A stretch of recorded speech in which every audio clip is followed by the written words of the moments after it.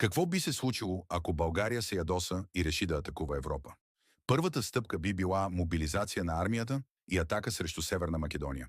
Слабата македонска армия едва ли ще има сериозен шанс и България бързо ще обяви победа.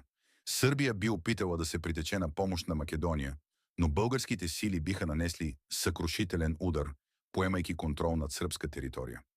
Следваща на прицел ще бъде Гърция. Тя би започнала подготовка за отбрана, но българските части ще я изненадат, принуждавайки гърците да отстъпят. За кратко време гръцките сили биха се предали.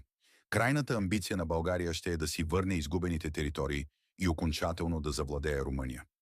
Двете нации биха се подготвили за ожесточен конфликт и биха придвижили военните си сили.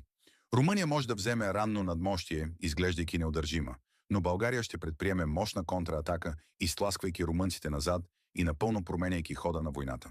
Впоследствие България би изключила споразумение с Европа и би установила своята нова империя.